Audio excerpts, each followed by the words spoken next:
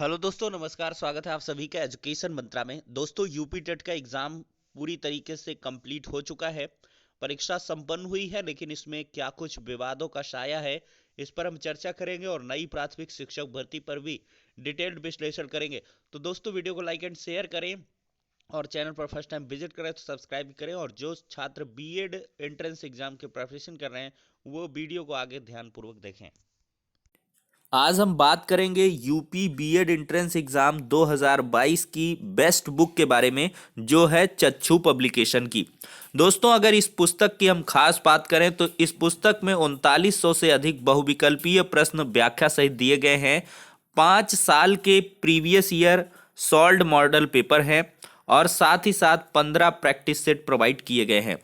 दोस्तों, ये पुस्तक आप सैंपल के रूप में देख सकते हैं। बहुत सारे इंपॉर्टेंट क्वेश्चन और फिर इसके बाद इनका प्रॉपर एक्सप्लेनेशन इस पुस्तक में दिया गया है। ये पुस्तक आपको ऑनलाइन और ऑफलाइन दोनों मोड में अवेलेबल है। ऑनलाइन के लिए लिंक डिस्क्रिप्शन बॉक्स में प्रोवाइड है और ऑफलाइन के लिए किसी भी नज़दीकी बुक स्टॉल पर कांटेक्ट कर सकते हैं। दोस्तों, इतना ही नहीं, बीएड एंट्रेंस एग्जाम के लिए एक अलग से प्रैक्टिस वर्कबुक भी इनके द्वारा प्रोवाइड की गई है, जिसमें 2700 से अधिक महत्वपूर्ण प्रश्न हैं। 5 साल के सॉल्व्ड पेपर हैं। तो इन दोनों बुक्स के साथ आप प्रिपरेशन को बूस्ट करें और अपनी सफलता को सुनिश्चित करें। दोस्तों, देखा जाए तो यूपी टेट एक बड़ा चैलेंज था उत्तर प्रदेश सरकार के लिए। और इसी वजह से देखा जाए तो उत्तर प्रदेश में कोरोना के बढ़ते मामलों के बीच यूपी टेट को करवाया गया। कहीं ना कहीं एक चुनौती थी सरकार के लिए, क्योंकि पिछली बार जो परीक्षा थी वो निरस्त कर दी गई थी पेपर लीक के चलते। और इस वजह से एक चुनौती के रूप में सरकार के द्वारा शायद लिया गया कि हम परीक्षा को तय मानकों के आधार पर पारदर्शी ढंग से संपादित करवाएंगे। और उसको आखिरकार यहाँ पर कर दिखाया है। और यहाँ पर योगी आदित्यनाथ जी का ये स्टेटमेंट भी इस पर जो है पूरी तरीके से स्पष्टीकरण देता है कि कोरोना महामारी की चुनौतीपूर्ण स्थितियों में यूपीटीटी 2021 का सफल आयोजन एक उपलब्धि है। यानी कि योगी आदित्यनाथ जी ने इसको एक उपलब्धि बताया है कि कोरोना महामारी की चुनौती की जो परिस्थितियां हैं चुनौतीपूर्ण, उनमें यूपीटीटी का सफल आयोजन करवाया गया। और सबसे बड़ी बात यह है कि आयोजन जो हुआ है वो सफलतापूर्वक करवाया गया। पारदर्शी मानकों पर खरा उतरा है ये आयोजन, ऐसा इस स्टेटमेंट के आधार पर कहा जा सकता है। और इसके लिए उन्होंने सभी अभ्यर्थियों, केंद्र व्यवस्थापकों, कक्ष निरीक्षकों, पर्यवेक्षकों सहित परीक्षा के आयोजन से जुड़े सभी अधिकारियों एवं कर्मचारियों को हार्दिक बधाई भी दी है। तो एक बड़ा स्टेटमेंट योगी आदित्यनाथ जी का देखने के लिए मिल रहा है। लेकिन देखा जाए तो कोरोना पेपर लीक के कारण परीक्षा बेपटरी हुई है, एक बड़ा आरोप है यहाँ पर।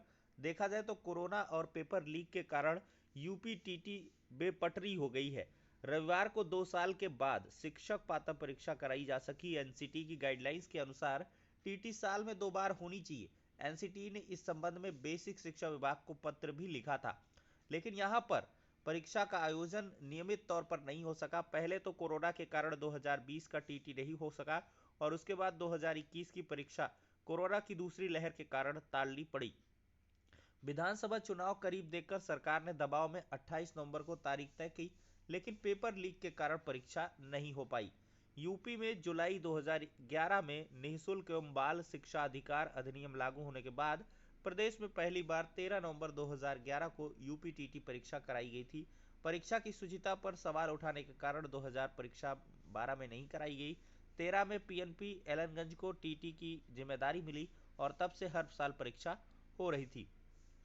यहाँ पर देखा जाए दोस्तों, तो भले ही पेपर अच्छे से संपादित हुआ, लेकिन यहाँ पर 80,000 में सौदेबाजी, 60,000 रुपए साल भर इत्यादि के बहुत सारे मामले देखने के लिए मिले। और यहाँ पर एक के दूसरे के बदले परीक्षा देते हुए भी कुछ साल भर गिरोह के सदस्य पकड़े गए हैं और ये सभी गिरफ्त में ले लिए गए हैं और इन पर कार्रवाई गतिमान है।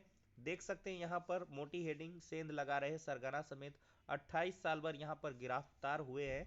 प्रयागराज, वाराणसी समेत कई जगहों पर सेंधमारी की कोशिश हुई और गिरफ्तार किए जाने वालों में 3 लेखपाल भी शामिल हैं। दोस्तों, देखा जाए तो टीटी परीक्षा में साल भर गिरोह का भंडाफोड़ हुआ है और बहुत सारे साल भर यहाँ पर देखने के लिए मिले हैं। और प्रदेश भर में देखा जाए तो एक आंकड़े के मुताबिक कुल 34 लोगों की गिरफ्तारी हुई है यूपी टेट में। तो ये देखिए, हर परीक्षा में कुछ ना कुछ तो होता ही है, लेकिन यहाँ पर पेपर लीक और इसकी भी अफवाह उड़ी थी, लेकिन जो प्रश्न पत्र था वो फर्जी था, और वो जो है पूरी तरीके से जांच करवाया गया। परीक्षा शुरू होने से पहले ही पेपर एक वायरल कर दिया गया था जो फर्जी प्रश्न पत्र था, और उसकी पीएनपी ने पुष्टि भी की है। देखिए, यूपीटीटी 2017 के प्रश्न पत्र रिपीट हुए हैं।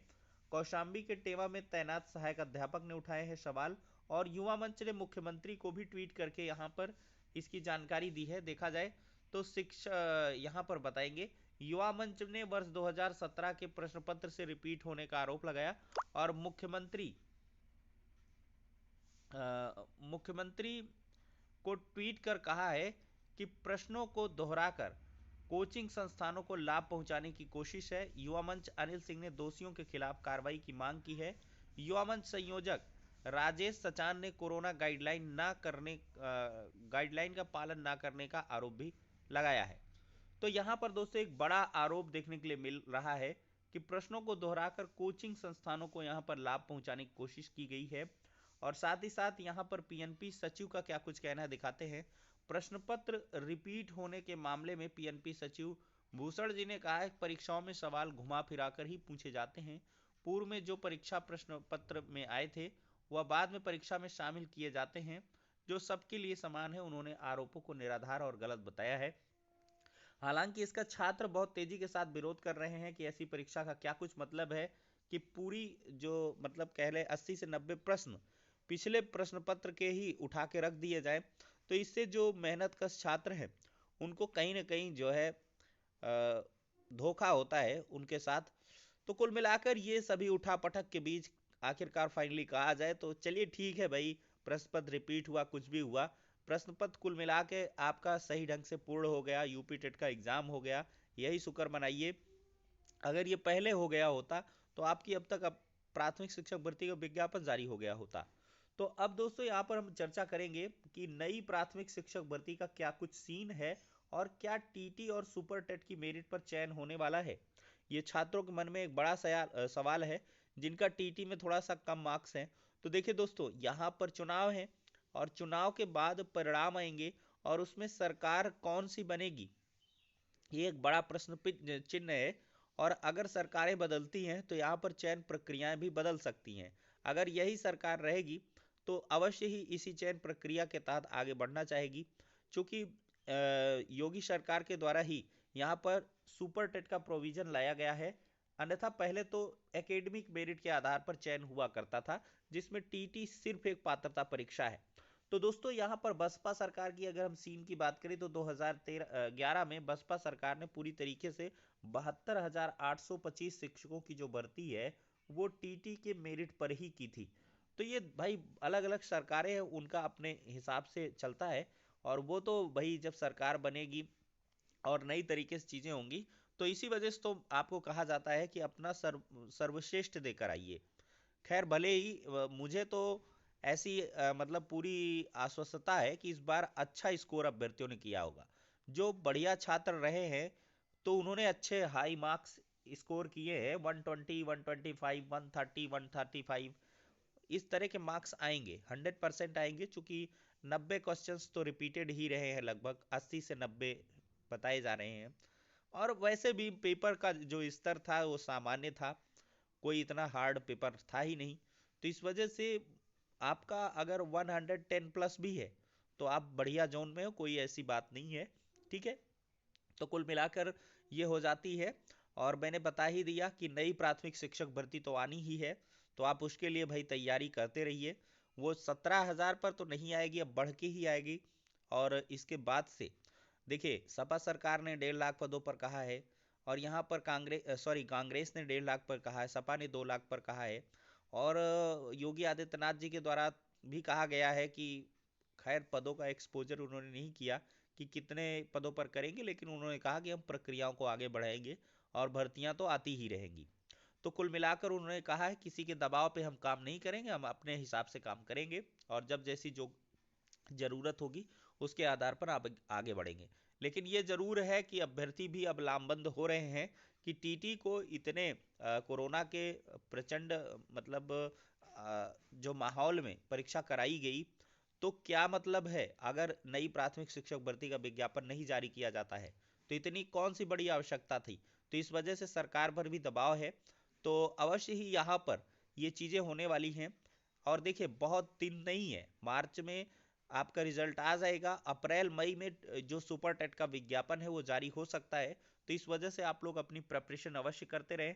और बहुत सारे छात्रों का ये सवाल है कि यूपी टेट की ओएमआर में त्रुटि हुई है, तो भैया आपने अगर ओएमआर में मिस्टेक कर दी है तो आपका रिजल्ट तो बमुश्किल ही आ पाएगा।